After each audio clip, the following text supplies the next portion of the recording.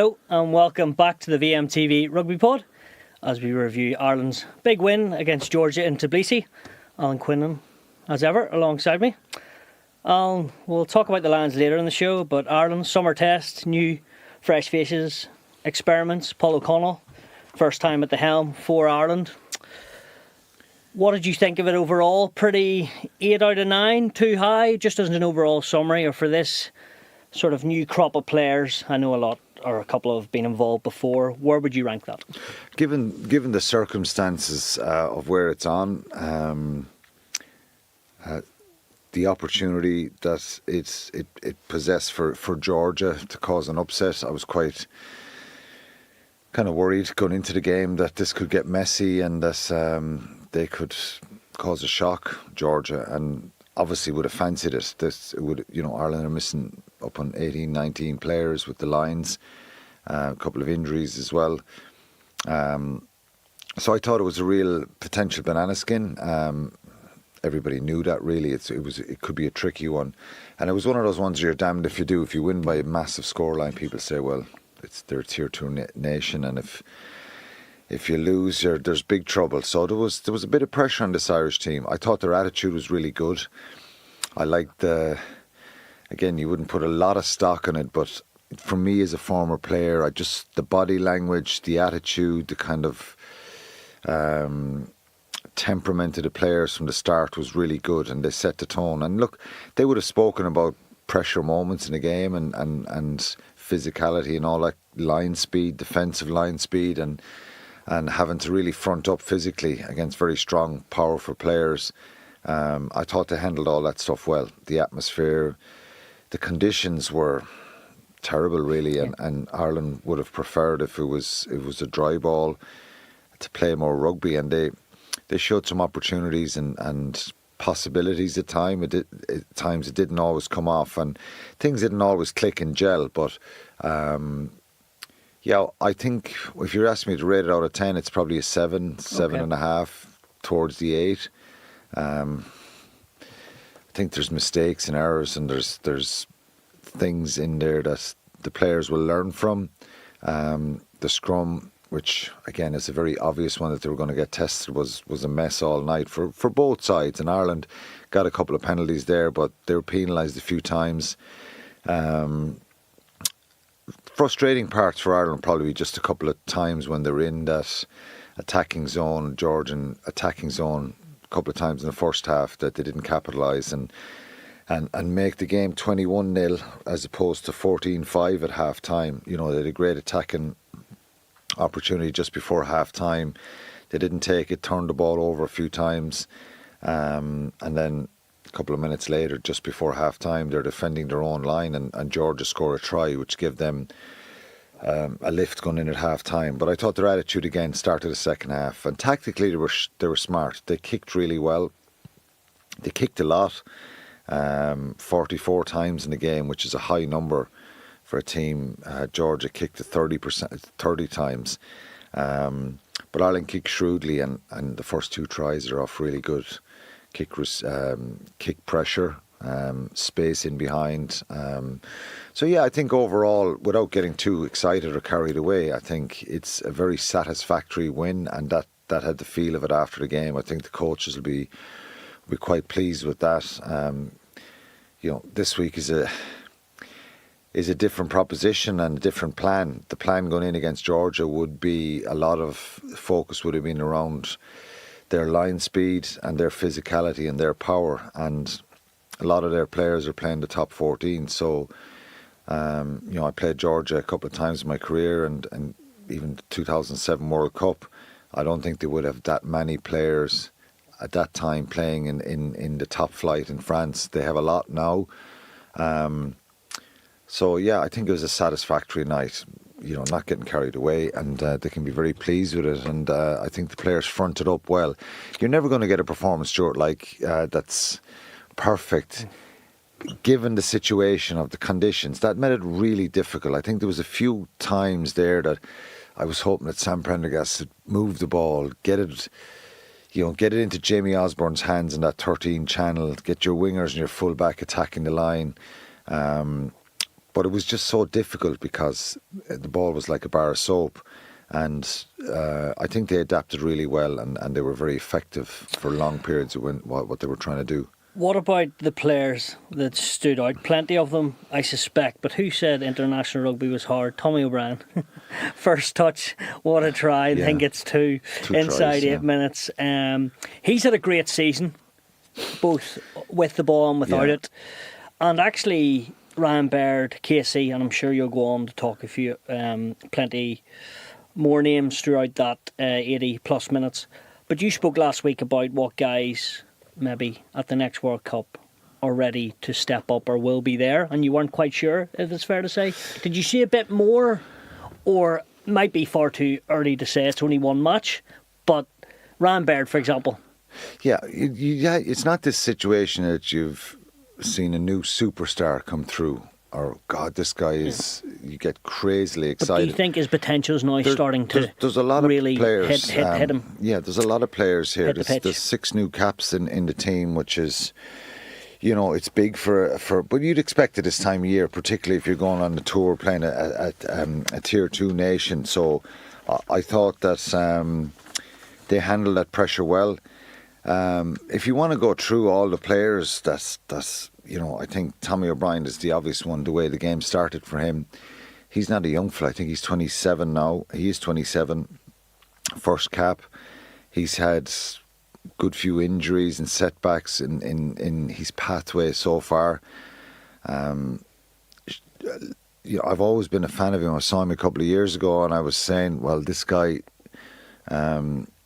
he definitely get game time with Munster, Ulster, Connacht. Is he someone that will move? Massive potential. But just that run of games and staying injury free. So out and out gas, very physical. He's powerful, explosively powerful. And yes, I think you see a run of games this year with Leinster and you see the quality and how highly the players appreciate him. You know, Leo spoke plenty of times about his quality and mentioned that kind of run a game scenario that they all wanted him to have, and they're not surprised by the quality because they would have seen it a lot. So yeah, it's a dream start for him. You know, 2 tries within 8 minutes. Didn't have to do a huge amount for either of them. And you think then that someone like Tommy O'Brien is going to go on and score more tries, and it could be one of those nights where you get 4 or 5 tries if things fall into play for him. But yeah, the conditions made it very difficult for him to get a lot of ball and get that opportunity to attack.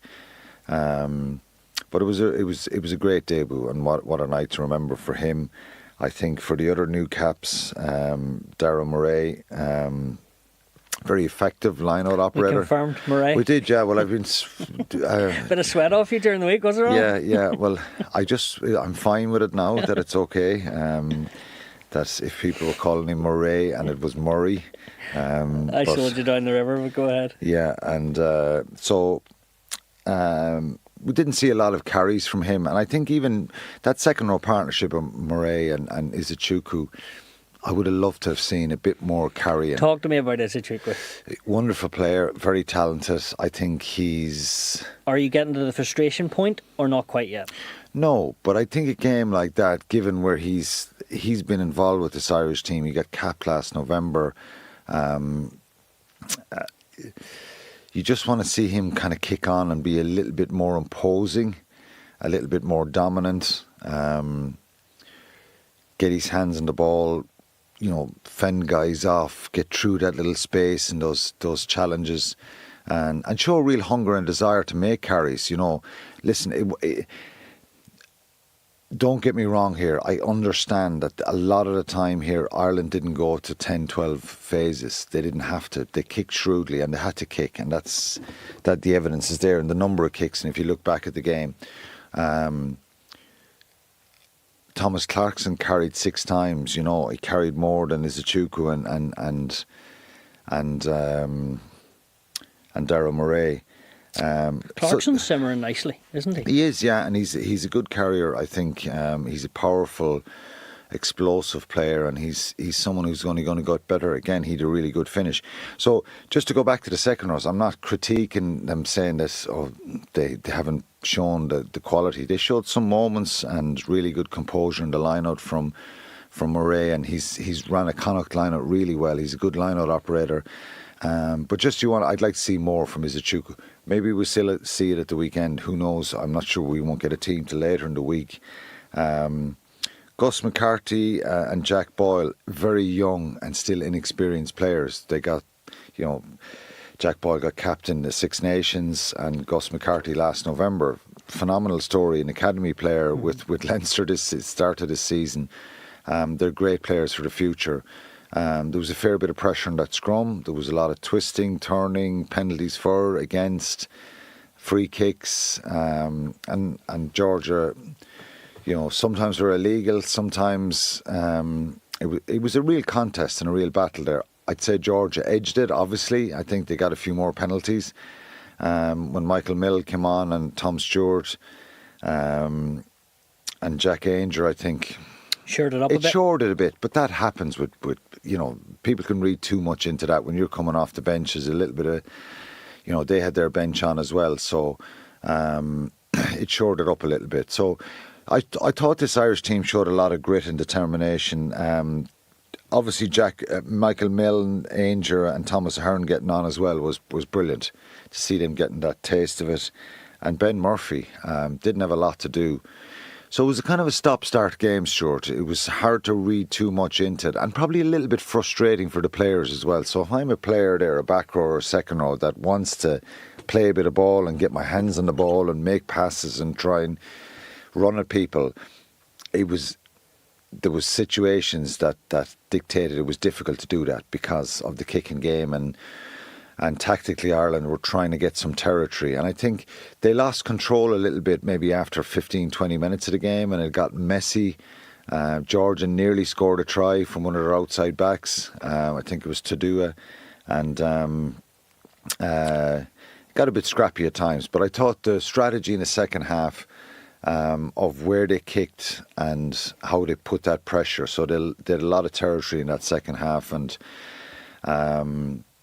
they then had to withstand some pressure as well. The stats are quite even possession-wise and territory-wise, but I just think Ireland were controlled things a lot better in that second half. And obviously they got more tries and a couple of penalties, and to win by 29 points, 34-5 is a good return. Georgia didn't really have any sustained kind of phases of play that they were pummeling Ireland with. I think the maul and the scrum were their strong points, but other than that, Ireland controlled the game quite well. Well, let's have a listen now from the reaction of Paul O'Connell and Craig Kissy, captain on the night. Congratulations on your win today. How important was this game for you?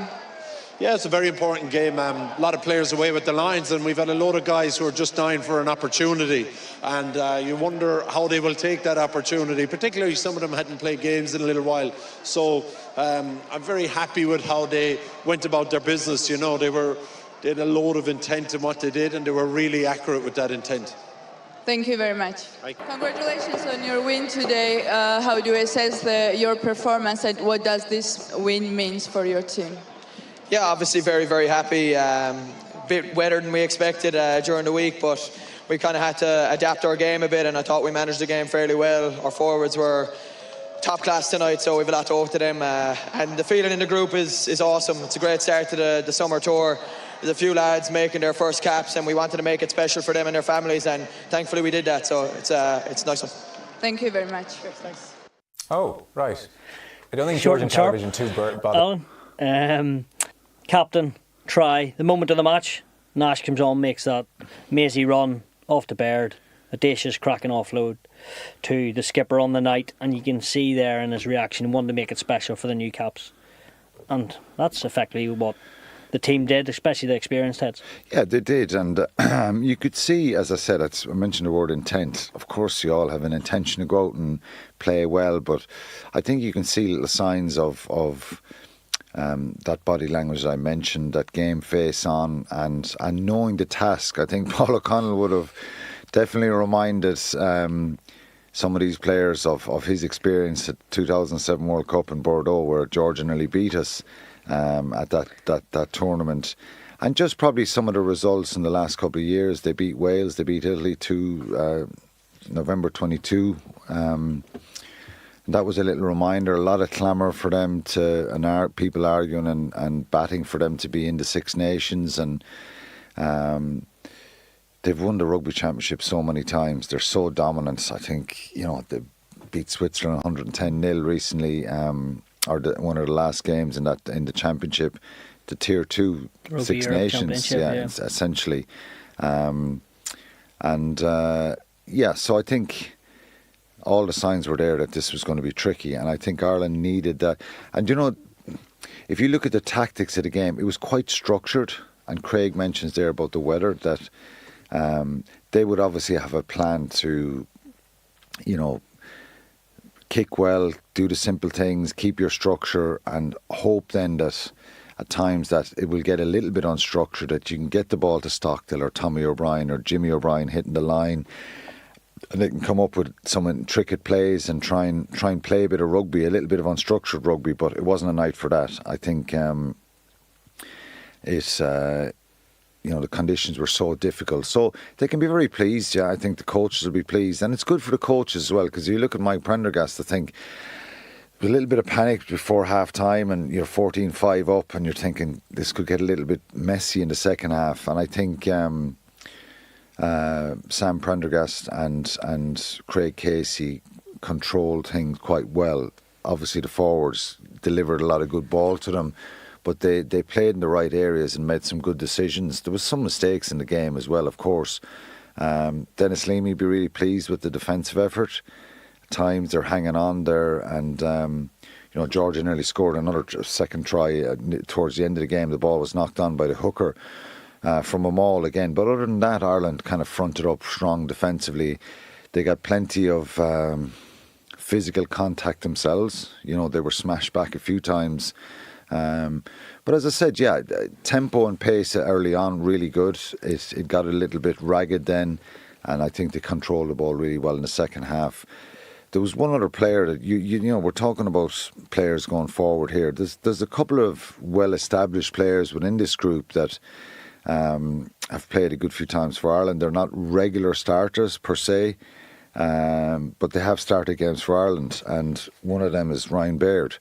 Very exciting where he can go, and experience and maturity is something that we all talk about, and the benefit of learning from your experiences and finding a way to maximise what you bring to a game and working off your strengths. And I think he's had a wonderful end to the season, Ryan Baird, and I think in really tough conditions the other night, not a traditional kind of game that you think, Ryan Baird this game is really going to suit him. This is a roll up your sleeves job, and I think he's got that part of his game much better. He's tightened up as regards, it's not all about the flash and running and wider channels and making line breaks. Defensively, I've seen lots of big hits from him towards the end of the season. Real physical presence at breakdown, trying to wrap guys up, being really strong on the maul, disrupting opposition. So we saw loads of that the other night, which was very pleasing. So again, it's not something that you think, oh God, Ryan Baird, this can't do it. But I always think when I played, certain players have different strengths. Some of them can make line breaks and run wide. Others are really good at just pummeling those narrow channels, and it's different power and strength and physicality that players have. Thomas Ahern is the same, and as regards, he has that ability to run, break lines, but he probably needs to. The area that he needs to get better is what's his physical presence like in a maul or at breakdown and at close-in carries. And I think Ryan Baird has improved those areas of his game. He would have got feedback from the coaches. He was superb in the line-out, stealing the opposition ball, but a real go-to man for Ireland, winning so many crucial line-outs. So adding to this part of the dirty, physical, kind of wet night, and him standing out really well, I think that's a great thing, because we know what he can do if he gets half a gap or an opportunity. And so I think he showed great maturity, and he's still only 25. Tell me this with Ryan Baird, and you've hit the nail on the head there. He's still only 25. He's had a couple of injuries, but he's been around 4 or 5 years. I think he actually made his debut with Craig Casey against Italy, 2021? But there's times, and maybe it's a stupid but an interesting question as well. This season, clearly at the end, has been the best so far in the Leinster jersey, correct? Yeah, and look, do you think a coach? Maybe, we don't know. I haven't spoke to him. He hasn't given his answer. Do you think a coach has maybe said to him, "Look, you're brilliant at this game. We need to back. You need to back yourself and go ahead," or could it just happen in someone's career? No, there's a couple of parts of this. Is there a green light that hits it? There's confidence and self-belief that you feel you're here, you're ready. You can impose yourself more from a physical point of view. And can that drop on a Monday morning and think, or does it come over time? No, it comes over a little bit of time, because if anyone young player goes into an Irish side, they can show this incredible talent early on. The hard part is when everybody sees your talent and the excitement and the X factor stuff that you can do is. They now analyse you more, and you might make the same line break. You might get smashed in a tackle. So how can what other parts of your game, what are the other parts of the important parts as a back row, second row, what you have to do? And that's defending mauls, making close-in tackles, making kind of those dirty carries when it is wet and windy and you're defending your own, trying to get out of your own 22 or your own half, where you've just got to dog it, roll up the sleeves. Stuff that you maybe haven't, because Ryan Baird all the way through school and he's underage, he's a standout player probably, and he can do these special things. But when you get to the top level of the game here, you don't just kind of run around people. Of course, other people can create opportunities and you can capitalise on them when you've pace and acceleration as a back row. But so I think it'd be a culmination of getting that self-confidence, analysing himself and seeing, but it's also very important, the feedback from the coaches. Where do I need to get better? How can I be a real nuisance on opposition ball, in the line-out, in the air, on the ground defensively, and when people run at me, can I really force the impact tackles and start getting that kind of kudos, rather than Ryan Baird can run 60 yards down the field. That stuff is amazing, and we need more players like that, because that's the X factor stuff that we often talk about with, New Zealand or even Australia or South Africa, that they have these players that can just do magical things. And that split second in that really tight game, one piece of brilliance or X factor brilliance wins you a test match. And so those kind of players are welcome. And the more footballing player, athletic players you have, the better. But the ceiling is still really high, and he can get better and better, Ryan Baird. I think it's very assuring and very exciting to see that he's performed really well, and he stepped up in tough conditions again the other night and showed a lot of leadership. Here's one that's a bit out there, but they talked about it in studio. Andy Farrell's with the Lions, will come back and contracted to 2027. May stay on, may not. I think he's contracted 2027. Simon Easterby, with him in the Lions, got his go in the Six Nations. Paul O'Connell, with the new coaching staff, is getting his go. Everyone talks about the players, how they need to perform. So do the coaches, obviously. I guess down the line, if Andy Farrell was to do something different in 2027, I get there's plenty of months between now and then. But how would you see that for you as the next Irish coach? Would you think they'll go with Easterby or O'Connell and look at these rehearsals, so to speak? Or do you think they might look at a Naina Bar or a coach at that time who's favouring them up, a Lancaster? I know you're not really ready for this question, but I just wanted to ask you on it. First of all, I think hopefully Andy Farrell can get this turn that we need in this group. Not that we've regressed massively, but we have gone back a little bit from the level we got to kind of pre-World Cup. And at that World Cup, we need to get some new players through. We need to get that excitement building again. And I'd be confident Andy Farrell can implement, I should say, and get the ball rolling again. Of course, he's going to keep some of the experienced players and still keep that quality. We're 2 years out, just over 2 years from World Cup in Australia. The whole purpose of this and the Emerging Ireland tours to South Africa the last couple were to try and find players. If you can add 4 or 5 new faces into the group, it'd be fantastic. So I'd be confident and really intrigued as to see the way this team goes and how can Andy do it. Sometimes it's difficult no matter how much quality you have, and he's been amazing for Ireland, Andy Farrell, for a long, long period.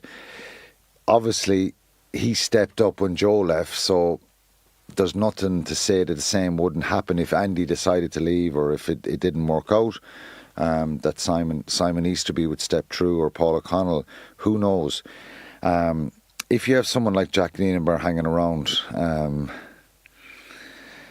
I'd be very, very interested and to see what he could do. He's won 2 World Cups with South Africa, and it's amazing what he's achieved. The players down in Munster back a number of years ago when he was there, Rassie always spoke incredibly highly of him. So he's gone on to do an amazing job, but who knows? I think we'll see a lot more of Andy Farrell, and I wouldn't be surprised if he stays on beyond 2027. Obviously, Rog is mentioned a lot over the years. Would he come back, get involved?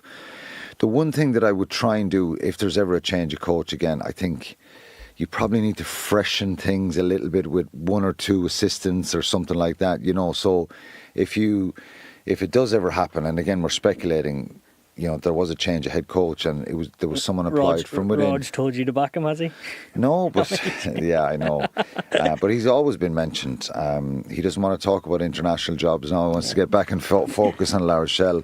But yeah, look, again, it's hypothetical. Who knows down the line? And we'll see what happens with this next little surge, because these 2 years now leading up to World Cup will either get us back on this upward trajectory, and that'll be the aim for the coaches, to see if these players and some of these guys can put pressure on the senior players, because after the last World Cup it was heartbreaking, best team ever at a World Cup.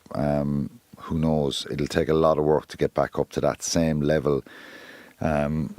So yeah, a long way out, but Andy Farrell has done a brilliant job, and I'm sure he'll be around for a long time more. A final one before we move to the Lions. Portugal this weekend, the first time at this level Ireland have played. That nation in Lisbon, they'll be a very different proposition. I think the Lions trained against them, and then in 2023, before that World Cup, it was spoke about that they looked pretty good in the backs against Ireland in a training game. And then in the World Cup, they started to throw it about. Appleton, they were phenomenal. Nugent Sousa, plenty of others, They were phenomenal in their attack at the World Cup. So exciting to watch, and relentless in just moving the ball over and back, and so much pace to their game. Some abrasive forwards as well. So, yeah, you imagine Ireland. Ireland will deal. They won't possess the same pressure around the set piece that Georgia brought, which will enable Ireland to play a little bit more. So I don't think it's going to be as physical, but if you allow Portugal play in any way at all, they can cause you massive problems. I think they showed that, and Lajuske, who was coaching them at that World Cup, their approach and their mentality was to just throw caution to the wind. So many line breaks, some brilliant tries. They ran Australia really close as well. Fiji. Yeah, they did with Fiji as well. Yeah, and they were brilliant. And you expect Ireland to mix it up? Crowley come in at 10. Well, I think you have to give opportunities to other players. I would love to see Shane Bolton get capped. I think again he's something different. Really, he's a big winger, powerful, explosive. And again, to give more options in those wider channels. I know Mac Hansen and James Lowe have been fantastic, but if you can get more depth in the outside channels there, it'd be brilliant. It's hard. I don't know if they're going to cap everyone here. You, Gavin, is someone who is a massive potential to go on to be a top star at top level international rugby. He showed that, and he's underage. He's still very young. And it'd be great to see him get an involvement at the weekend and get capped. it's hard. Stephen Smith is on the bench as well, you know, or in the squad as a hooker, very strong, powerful hooker as well. Went from Old Wesley to Leinster, didn't he? In a couple of days. Yeah. He's unbelievable. Nathan Doak. I don't know how they're going to get him all in, because I think your captain is going to be involved again. Maybe Nathan Doak goes on the bench instead of Ben Murphy. Casey will start again, I would imagine. They want to finish well. You know, Jacob Stockdale is out. I don't think they're going to bring anybody in. Have they announced to bring anybody in yet? No, him and Scott Wilson have come home. Yeah. So, I think he'll change it up. Will he start Crowley this week? Or will he just go with Prendergast again? You'd expect him to start, Jack, wouldn't you? Well, it'd be, you'd like to see them both getting a crack at it here to give him a boost, and both can kind of hopefully go home from a long season and with a smile on their face, and they can enjoy their holidays and come back and go at it again next year head to head. But the other one is Frawley. You see Kieran Frawley on the sideline running the water the weekend, and 12 months ago he's getting 2 drop goals to win the second test in South Africa. So it'll be interesting to see, does Frawley come into the centre? Does he go in full back? But I think he deserves a crack as well, and because I still think he's a really good option for Ireland going forward. He hasn't got the opportunities this year, and he's probably more frustrated than Sam Prendergast and Jack Crowley. So, I'm sure we'll see plenty of changes. Certainly punished for his 20 minutes against New Zealand, for all I know. He has injuries as well. Right on, last 10-15 minutes on the Lions. If we have a look at the team selected for the Brumbies tomorrow morning, again, Shane Furlong, Itoje captain, McCarthy, Chesham, Conan and Curry, and then in the backs we have Gibson Park, Russell, Aki, Ringrose, Lowe, Kinghorn and Freeman. He played it down this week, or yesterday, Andy Farrell, but test team are close enough for you, Alan? It is close enough. Like, you can't... I think the plan here with the invitational game at the weekend was probably give his players 10 days out from the first test, so they play and then they've 9-10 days to recover and be really fresh and focus. Start hitting kind of focusing into that game plan for that first test Saturday week. I think there's a couple of places still up for grabs, but more than likely, this looks like it's, unless somebody has a really bad game and the Brumbies were to beat them. Brumbies have been the best Super Rugby team out of Australia. They got to semi-finals and of the Super Rugby final semi-final. I think it's intriguing to see there's that centre partnership of Ringrose and Aki. It looks like they're the front runners now, and I think Hugh Jones and Tbilisi were good against the Waratahs. It's a tricky one.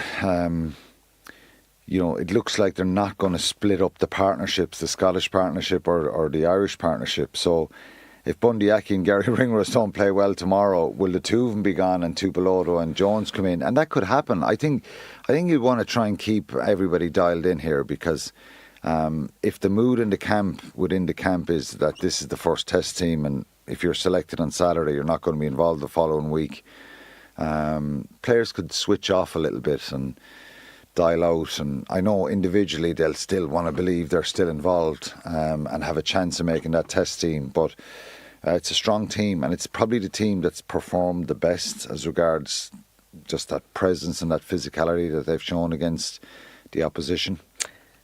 You talk about that team being the strongest and probably the most cohesive that they've played over the last couple of games. You could change this up a little bit and still be very strong. But that game against the Waratahs and the games before, I would say there's been quite a few mistakes. Well, sorry, by the stats. Lots of handling mistakes. Skills. Yeah, lots of mistakes. Do you think the Lions and Andy Farrell would have thought they would have clicked by now and been better in the inverted commas warm-up games than how it's gone? Well, it's been in fits and starts, hasn't it? The first half of most of the games has been poor. I think against the Waratahs they just couldn't break them down, and actually the second half they just couldn't kick on. They thought that they would get to that point of dominance again, like they'd shown in a couple of the previous games, particularly against the Force and the Reds. Yeah, I don't think there's any panic here. I think they'll definitely be holding some stuff back, and you could tweak this a little bit. It's just, the key for Andy here, and he's plenty of experience, he doesn't need me to say it, is keeping the players hungry, that they really believe that this is not a closed door, that this is your test team, and this is going to be because we feel and probably believe at this point that the test team will win the first test. So that means, what will that mean then? It's not going to mean there's a raft of changes for the second test. So there's players here who could look at this and go, well, I might get a look in here to the third test, hopefully when we're going for when we have a series 1 after 2. You just don't know what way people will start thinking. Look, they're all professionals and stuff, but you want the players, and I think that's the key. And Andy's done it well with Ireland over the years, is making players believe that they still have a chance and that they'll stay hungry. Of course they'll stay fit and mentally kind of tuned in, but I just think it's keeping that morale and that spirit within the group. But look, he's got to do this at some stage anyway, doesn't he? Do you know what I mean? Mm-hmm. It has to go there, and that's just the reality of it. This Leinster is going to be over in a flash. It's a couple of weeks left, and once that first test kicks in that week, you're 2 weeks out from it being all over. So it's time for them to. I think they'll be a little bit frustrated that they haven't got that 80-minute performance yet. And tomorrow's a test. It's another big test against the Brumbies. But I don't think they'll panic. If I was a player involved in that, it's about getting it right for Saturday week in that first test. That's the one that they really want to click and bring a ferocity there. They're all getting this loads of match practice. They're getting the opposition are throwing everything at them, so they're getting tested, and I think that can be a good thing as well. But this is a very powerful side. From an Irish point of view, Joe McCarthy and Atojo in the second row. Does that mean Tadhg Beirne isn't starting? Will he end up being on the bench? It's so difficult now, and Joe McCarthy's put his hand right up the way he's played in this series so far in the warm-up games, and that could happen. And then if Joe McCarthy starts, you're kind of leaning towards that line-out option in the back row in Chesham, and Chess has a second row, back row, isn't he? And plays more second row for England and Leicester. Brilliant player as well. So, it'd be strange to see Tadhg Beirne not starting, because at the start of this tour, from an Irish point of view, we had Porter and Beirne in most of our test teams if we were selecting them. Now Genge looks like he's ahead, and it looks like Joe McCarthy might have put a bit of pressure on Tadhg Beirne there. Yeah, it just hasn't happened for Beirne just yet on the tour, and time's running out, I suppose, if he wants to start, as you say. Other side of the coin, fortunately, Noel Lacelo, his Lions tour is over. Australia fly half that probably would have started in the first test. The Brumbies number 10 he would. as well. Yeah, Lolosio, he got a neck injury at the weekend against Fiji, and firstly we hope he recovers sooner rather than later. Yeah, it's and he's a pity out, because pity for the tour as well, and very much suffering for him. A really harsh blow. But where do they go then? Donaldson could come in. Yeah, he came off the bench. You would know James O'Connor, Bernard Foley. Yeah. Does he call them in? Well, Tane Edmed, the Waratahs fly half. Lina.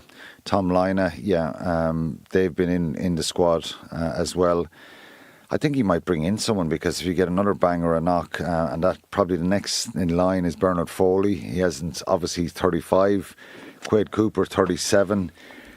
Bernard playing in Japan. Quaid, I think it's just finished in Japan. Yeah, they both just kind of finished, finished their season. Cooper's finished for good. I think I don't know if Foley's going back there or playing there, but it's been a problem area for a number of years for Australia.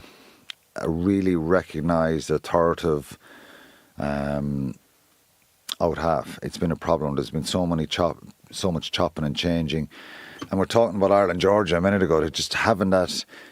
Particularly, maybe we've more focus on that kind of tactical kicking ability of a fly half up here in the Northern Hemisphere, because we play in the rain a lot more. Maybe in Australia it's more of a playmaker type role, and they're all brilliant footballers, but we saw at the World Cup that they struggled in that area as well, and getting that consistency and continuity and a real leadership role there. So it's a blow to them. Lolasio's a fantastic talent, and as are the others. They're brilliant running fly halves, but I'm not sure any of them are the best kicking fly halves, but if you go to Bernard Foley, he's probably tactically the one that can, kick the Wallabies around the place and put them in the right areas. But and he took it hard time at the end of his Australian career as well by the fans. Yeah.